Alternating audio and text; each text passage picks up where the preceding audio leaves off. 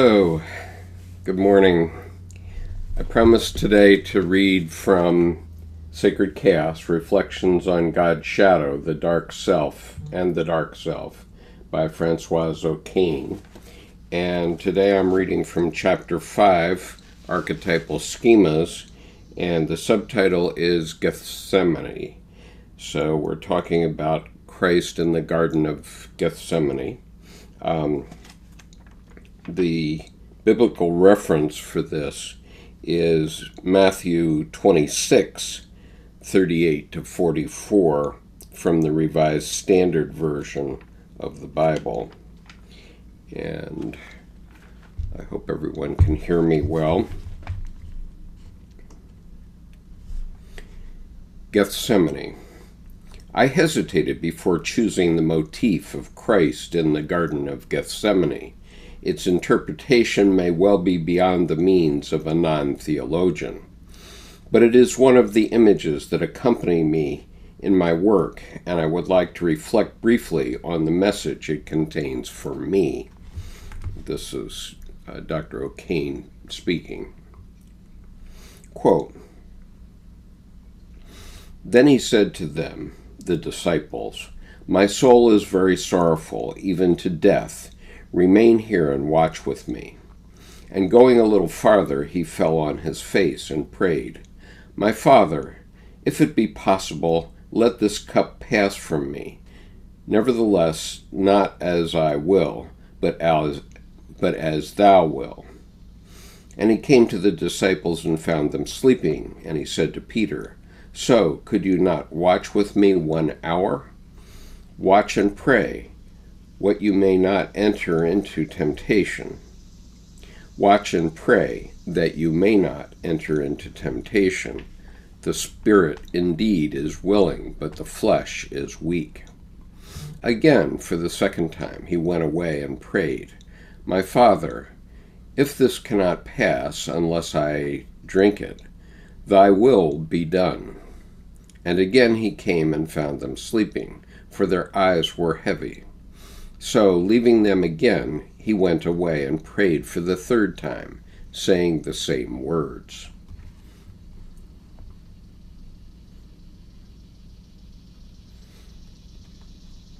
Now, that's interesting. I don't recall that passage of Damien, but I'll have to go back and take a look at it.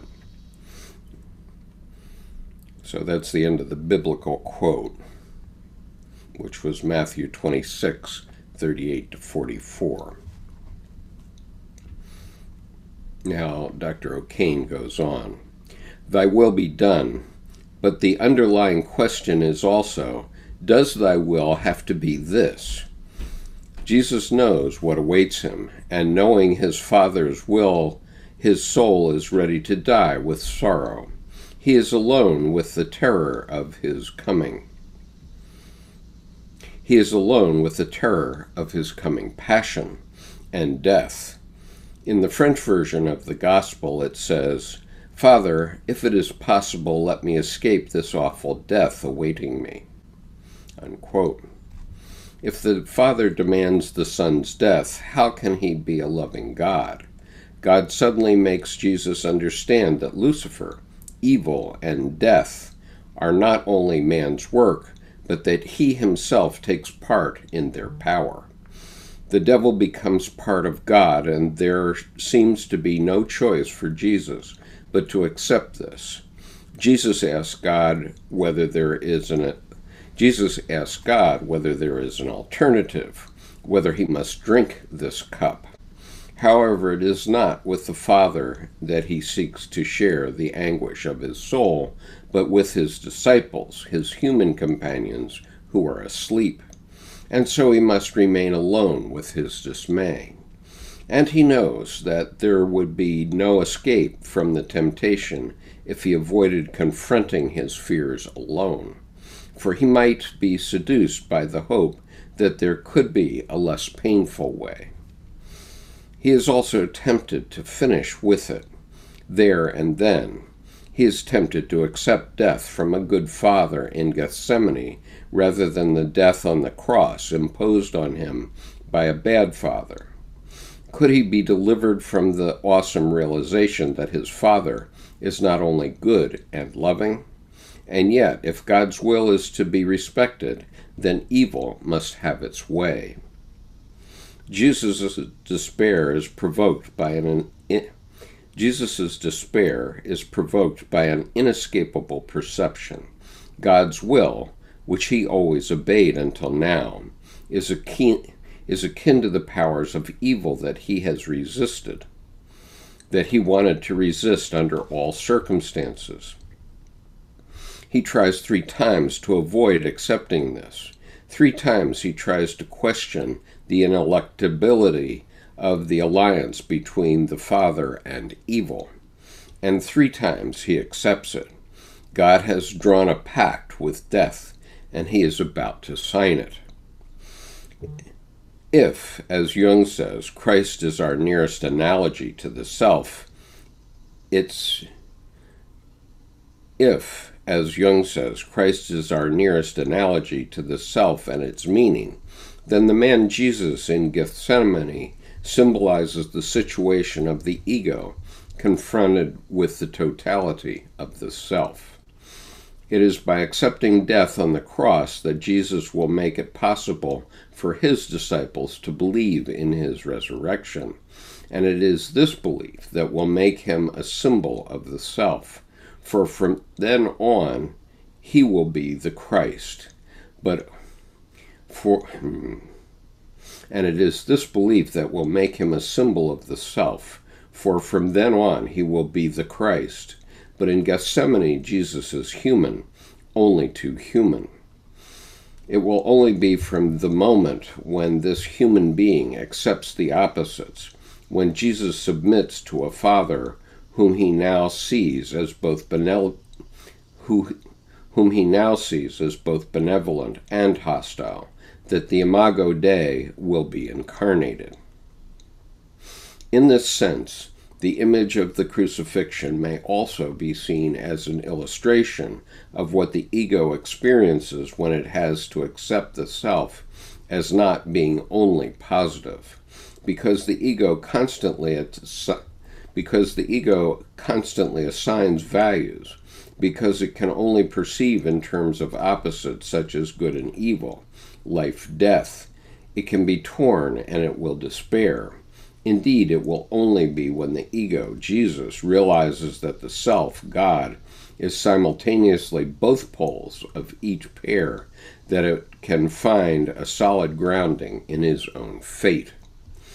After this decisive moment, the symbol incarnated by the Christ changes. It is more adequately related to a self in which good and evil just are.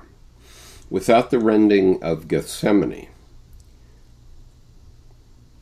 it is more adequately related to a self in which good and evil just are, without the rending of Gethsemane. It is also only after Jesus accepts the Father's malevolent intentions as part of their relationship that this relationship can be one of genuine understanding. It is within this type of understanding that the ego can free itself from moral values and find a place in the cosmos. The idea of evil is produced by consciousness. It implies an evaluation through the ego. At the level of the self, the sinister aspects, that is, the negative pole, are of course dark, but they do not imply a moral notion of evil or destruction. In Gethsemane, the negative pole is also death, as the self demands that the ego step back. But the immediate death that immediately tempts Jesus would not be the death that would allow the self to fulfill its function. Wherever the ego longs for this kind of termination, so as to be delivered from the fundamental conflict that Jesus must confront in Gethsemane, it effects a false sacrifice. It is prepared to give up life so as not to be forced to accept that life as also death. I believe that this type of sacrifice may well be the root of certain suicides. It is obvious that acceptance, as such, requires a sacrifice. How can we believe it? How can we believe in a God who apparently does not love us and who is not only good? How could Abraham believe in a God who demanded that he kill Isaac? How can we accept surrendering the hope promised by a loving God? In fact, our spontaneous tendency to see God as loving may lead us to a false understanding of the sacrifice required.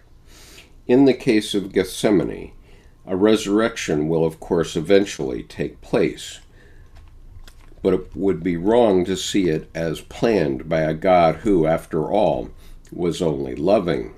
On the psychological level, we may think that since the confronting the negative pole gives the individual a feeling of vitality and allows him to become more human, everything is not as dark as it may have looked.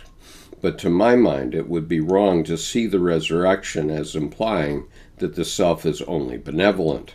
The self, or God, is only an entity in which the opposites coincide, or from the ego's point of view, even conflict. If it is very difficult to avoid falling into this type of thinking, it is even more difficult to formulate the problem. However, I believe that it is important, psychologically, to understand that finding the propitious attitude toward the self does not imply believing that, in the end, good will win and evil will lose. The confrontation with the self does not open an optimistic perspective on life, but it does allow a peace of mind based on the simple experience that if both poles are assigned their proper place, then neither will gain the upper hand. This peace is symbolized by the point at which the two arms of the cross meet. It also makes it possible to surrender a constant need for control and security. It also makes it possible to surrender a constant need for control and security. It is this need, expressed in various hierarchies at the ego level, that, by eliminating the paradoxes of the relationship between the ego and the self, may well lead the confrontation to a bad end. Let us go back to the analogy between God and the self, and to the despair in Gethsemane, in order to formulate more precisely the paradox.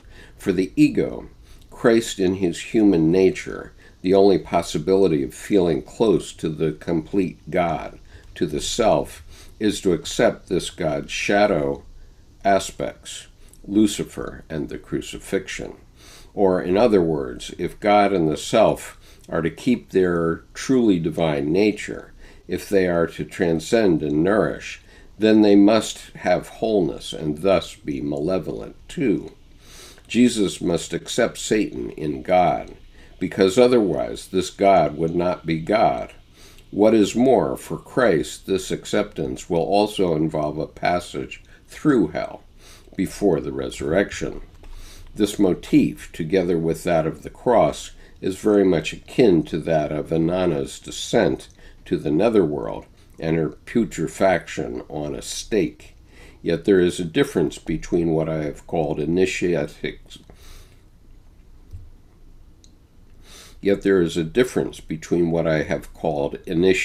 surrender and the phase of despair in Gethsemane, since the first is more passive than the second. In analysis, initiatic surrender allows the individual to bear a painful experience of the dark pole and establish contact with transpersonal forces that may provide a broader context for personal despair. This involves a rather passive acceptance of the situation in which the ego discovers means of surviving. The despair in Gethsemane, on the other hand, demands a more active ego participation in which it must surrender control and its hope of a positive fate. My experience with analysis has shown me that this is the hardest step to take. Quite often it is preceded by a long phase of deep depression, which may be all the harder to accept because it comes from the ego that started emerging from the previous feeling of hopelessness.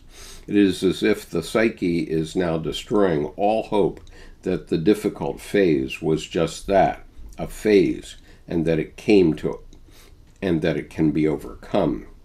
During the despair in Gethsemane, the unconscious is in fact saying that the negative will remain present in the individual's life. What is more, in this phase, it must be integrated into everyday experience. The dark must have its own place in the analysan's cosmos. I am reminded of the aggregation phase of the rites of passage. What has been experienced during the liminal experience must be woven into everyday life. The novice is no longer the same person, either in sociological terms or in his personal terms. On the other hand, the idea of a liberation through surrender may well be misinterpreted. In the same way as the schema death transformation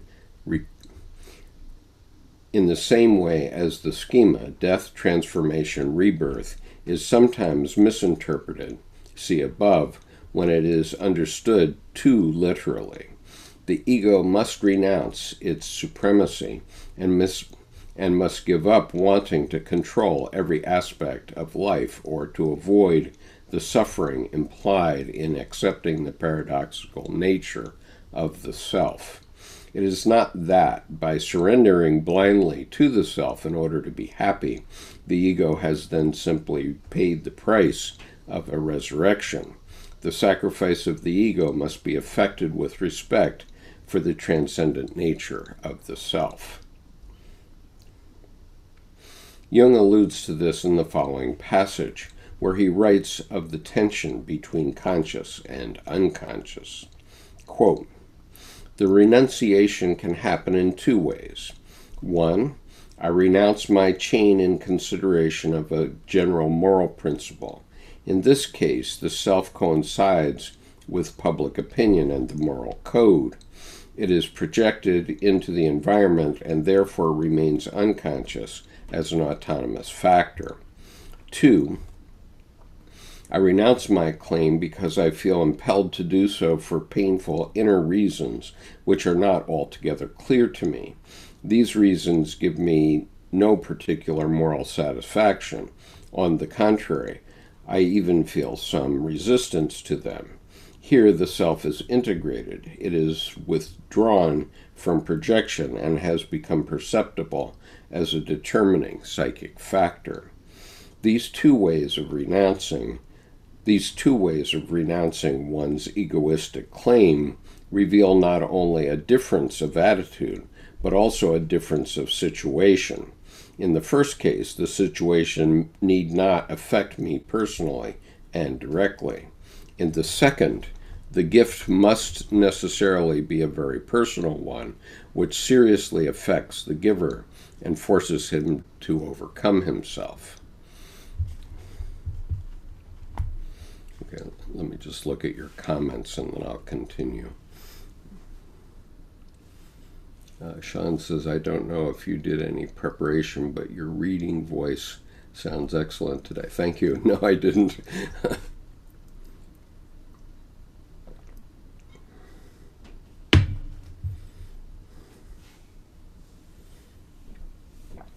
Yes, Sean goes on to say, on a note, David Hilbert spoke of the positive and negative infinity being the improper infinity. The unity is the proper infinity, which is one. Correct.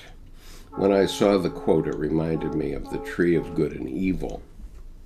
To know more of God is to know one side that seeks perfection and wishes to return to nothingness. Right. Okay, reading on. Let us apply this to the present discussion. If I accept the shadow of the self because I think this may allow me to overcome it, in the mechanistic way.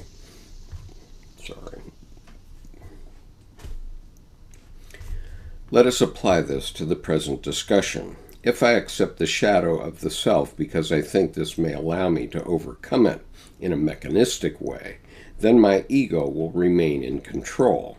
If, on the other hand, I accept it because I have experienced it emotionally as being a part of my life, which I do not necessarily like, then I am related to the self in a very genuine and personal manner.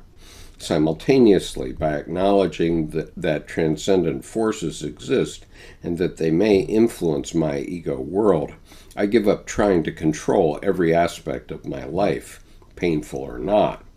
I am related to the unconscious powers within me of life and God, and I would add, of death. This is redemption. This being said, it is obvious that at the concrete, everyday level, no decision can or should be taken without the active participation of the ego. Giving up control does not mean abandoning responsibility.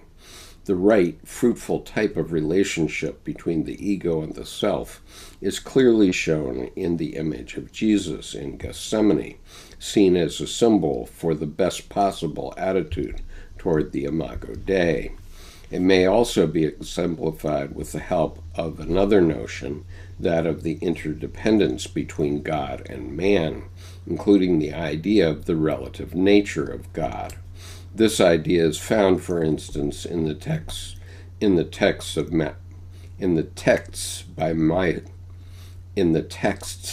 by Meister Eckhart, a great mystic whom Jung often quotes. For Eckhart, there exists an intimate affinity between man and God, which contrasts very much with the Christian sense of sin and dependence. Eckhart's perception of God and his relationship to man is deeply psychological and relative in the sense explained by Jung. Quote, "The relativity of God, as I understand it, denotes a point of view that does not conceive of God as absolute, i.e., wholly cut off from man and existing outside and beyond all human conditions, but as a certain sense dependent upon him. It also implies a reciprocal and essential relation between man and God, whereby man can be understood as a function of God, and God as a psychological function of man. From the empirical standpoint of analytical psychology, the God image is the symbolic expression of a particular psychic state or function, which is characterized by its absolute ascendancy over the will of the subject, and can therefore bring about or enforce actions and achievements that could never be done by conscious effort. This overpowering impetus to action, so far as the God function manifests itself in acts, or this inspiration that transcends conscious understanding, has its source in an accumulation of energy in the unconscious. The accumulated libido activates images lying dormant in the collective unconscious, among them the God image. Hence, for our psychology, God is not even relative, but a function of the unconscious.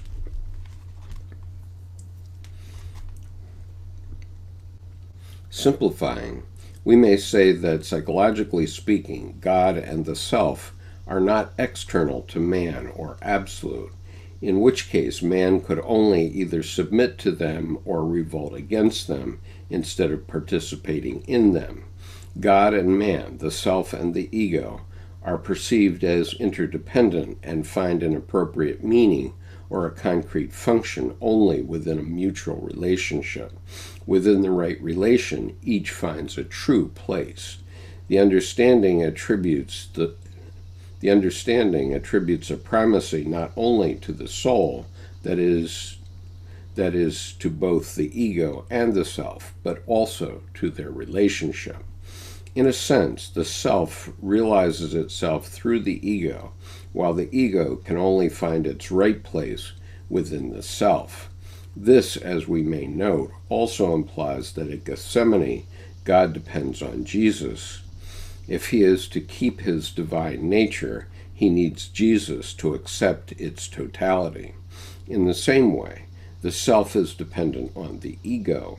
It is only after the ego accepts the despair provoked by the demands of the self that the self may fulfill its true healing function. Psychologically, for me, the image of Christ in Gethsemane symbolizes the crucial moment, the fundamental conflict that an analysand encounters after giving up the compensation mechanisms which had allowed him or her to avoid facing the sinister dimensions of life, or to confront negative impulses by identifying with them.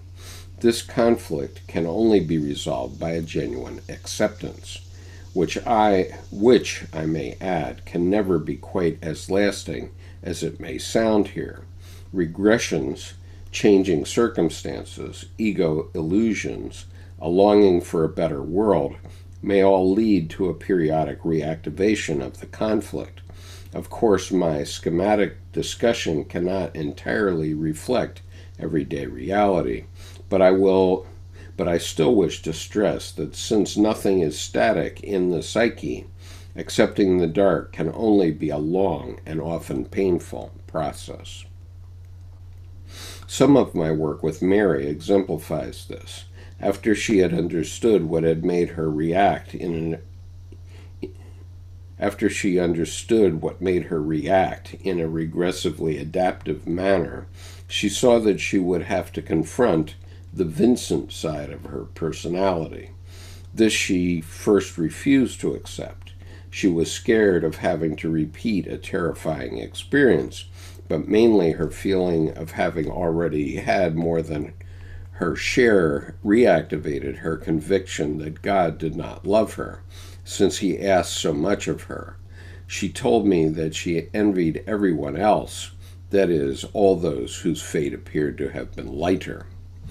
During the years that she had had to face a series of distressful experiences, negative synchronicities, Mary had been able to rely on what she had learned during her hospitalization, that dark, fateful times do not necessarily last forever. Yet she had not truly accepted that those were also part of herself. Months of intense work were required before her resistance could be overcome. During this period, Mary, like certain other analysands, was blocked by her inability to overcome the despair of Gethsemane, and what is more, often overwhelmed by violent impulses to kill herself here and now. A passage by Rainer Maria Rilke comes to mind.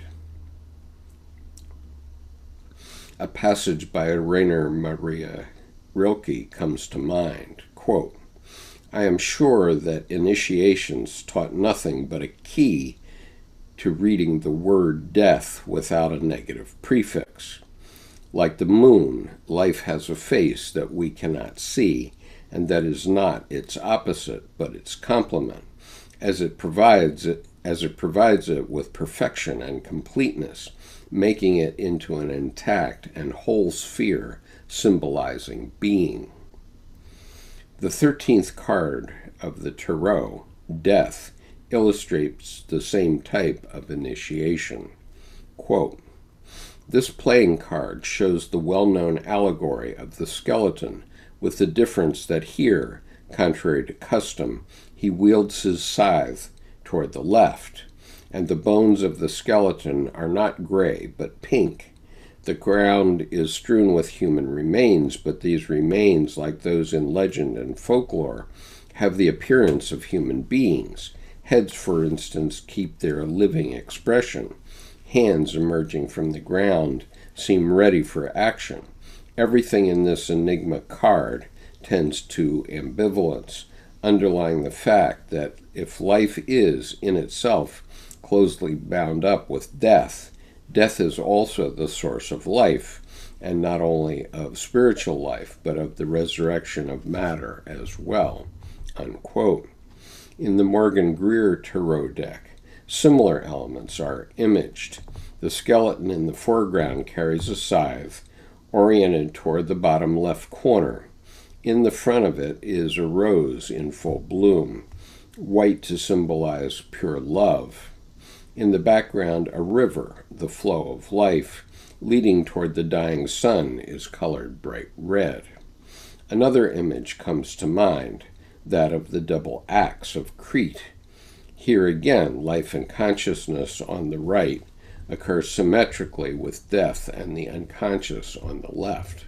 We may also remember how initiation rites are said to give the novice the experience of being simultaneously alive and dead. Only by accepting this initiation can the ego feel truly contained in the self. Further, by finding the propitious attitude, it may succeed in overcoming the despair of Gethsemane. I have stressed more than once that the propitious attitude need not be heroic. Despite Gethsemane, the Christian myth as a whole does not symbolize adequately the kind of attitude I have in mind. I shall thus introduce in the next chapter a myth with a tribal society. I shall thus introduce in the next chapter a myth from a tribal society, one that seems to provide a better analogy for what I mean. Now,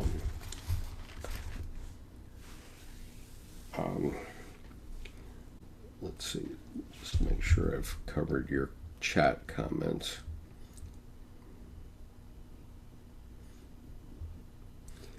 Right. Okay. All right. So there's some points here that have been experienced in my life very dramatically, and I'll just mention them.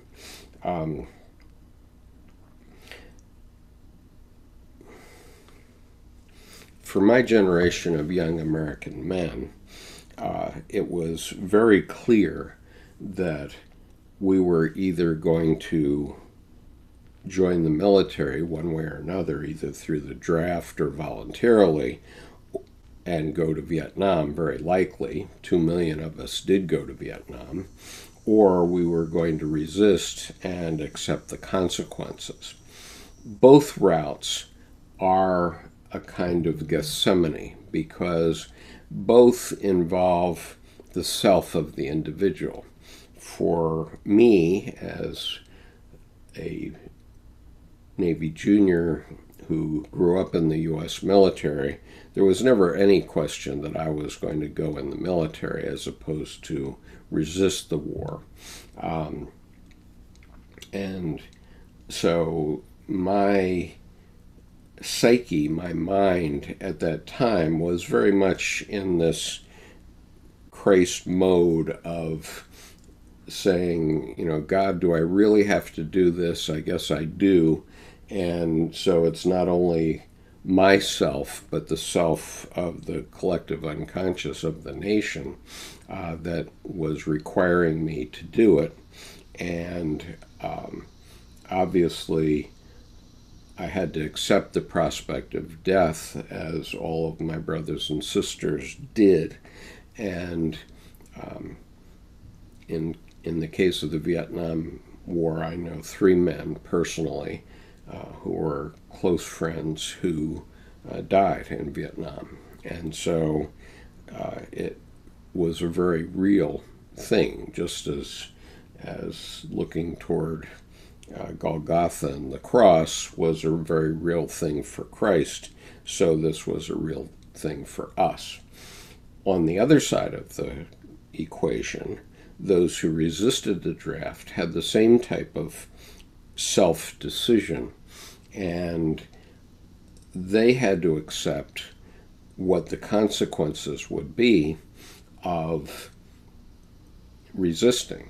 And my personal best friend in life, whose father had been a 30-year man in the U.S. Navy and had been the staff secretary of the commander of Naval Forces Japan when we knew one another in 1962 to 64. That friend in 1967 went to Canada and never came back. And to this day, he lives in northern British Columbia. He's still my best friend in life. And he experienced the pain just as painfully as I did, and the decision just as painfully as I did. He experienced the warrior archetype just as real as I did, in the sense that he was a warrior against the war, and I would say I was not a warrior against the, or for or against the war. I was just a leaf being blown along on the current.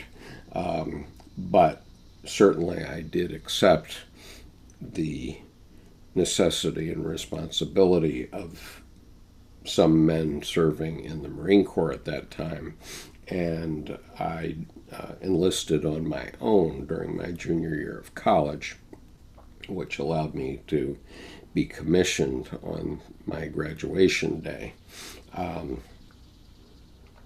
But what Jung is talking about in terms of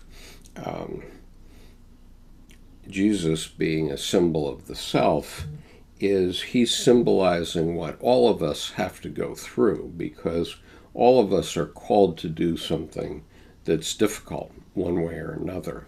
And all of us have to potentially give up our lives for that call. I mean, for women, very often that's the prospect of childbirth, and until the 20th century, there was a very real possibility of dying in childbirth. There still is, but not quite as bad as before.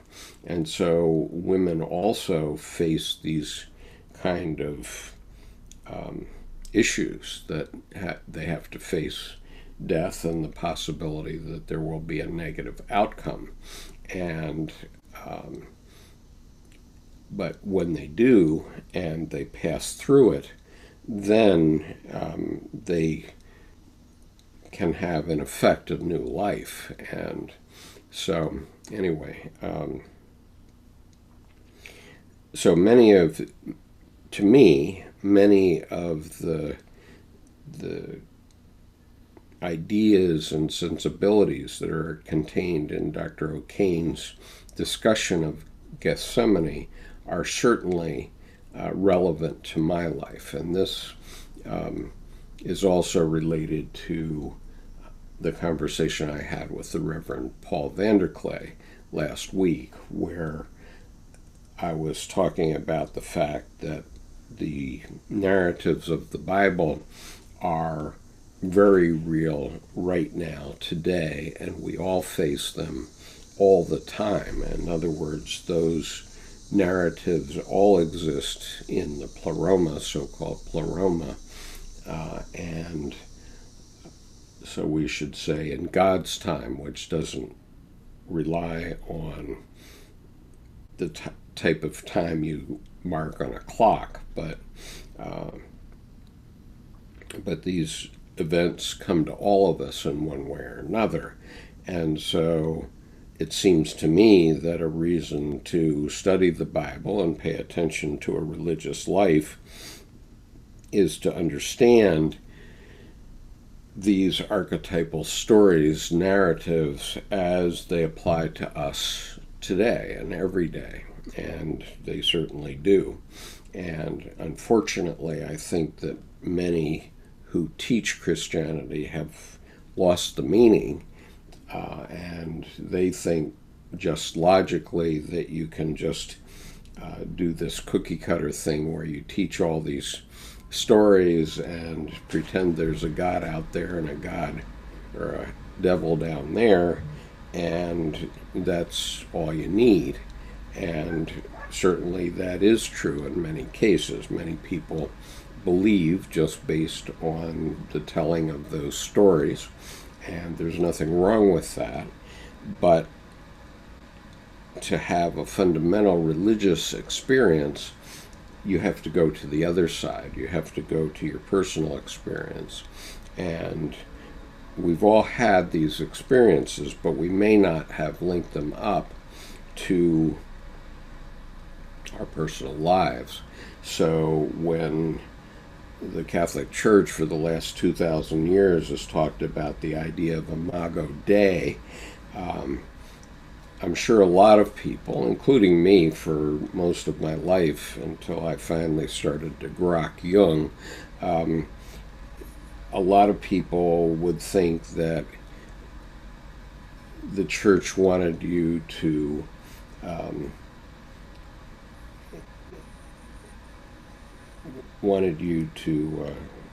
it's imitatio Dei, which is the imitation of Christ. They wanted you to imitate Christ's life, and a lot of people would think that that meant you have to go do something that's going to get you crucified by the government. And that's not so at all directly. I mean, in the case of the Vietnam War, maybe it was so, but all of us face these kinds of decisions every day, and so it's important that we all understand what these narratives mean, because they've been around for thousands of years. If we go back to Abraham, we're talking about 3,500 years, and the narratives in other religions have similar provenance. And so when these narratives have come along to teach us how to be civilized human beings, they're important, and we need to pay attention to them. And it's not true that they're false simply because the scientific method said, well, this myth isn't right because now we've proved by science that that's not true. Well, that's not right at all, because that's not what the religious narratives are doing. What the religious narratives are doing are educating you about the things you need to know to be a proper citizen.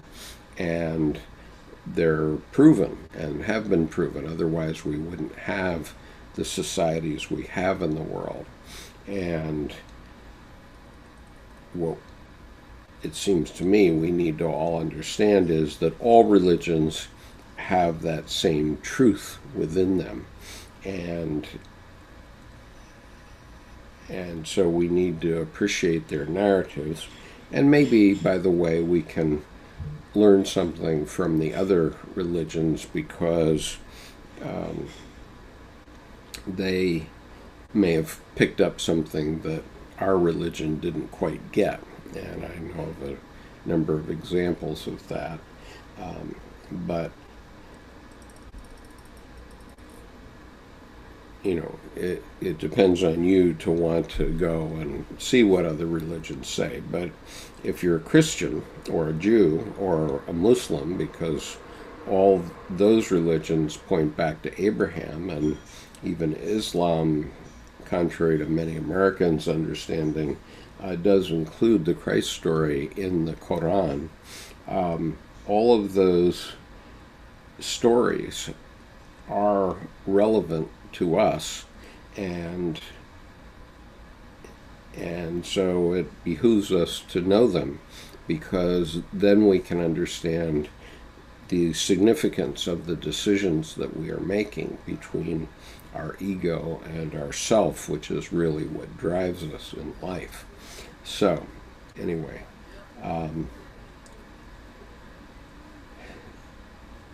so Sean says, yes, Skip, thanks, Skip. I did feel like a bit of psychotherapy listening.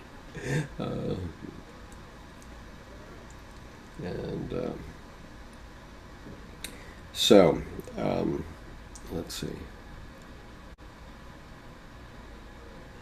Okay, I guess that's all the comments that I have, although I have a few of you watching right now. So, I hope that's been a useful reading. Tomorrow I'm going to go back one story here and read about the innocent, which is the defying child, but I can't do that today because 4 of my 10 grandchildren are going to descend upon my house in about an hour, and so I have to face the divine child physically in the physical world. So I will say goodbye to you for now, and I look forward to seeing you again soon. Tomorrow evening, in the Monday evening session at 8 p.m. Eastern Time, I will be opening the discussion for anyone who wants to talk about the various things that have come up in the last 10 days, including my interview with Paul Vanderklay and the various readings I've done from Françoise O'Kane's book. So today I've been reading from Chapter 5 of Sacred Chaos, Reflections on God's Shadow and the Dark Self by Françoise O'Kane. And I look forward to seeing you tomorrow evening. I might read the innocent section in the morning if I have time. So peace, take care, and have a great Sunday. Bye-bye.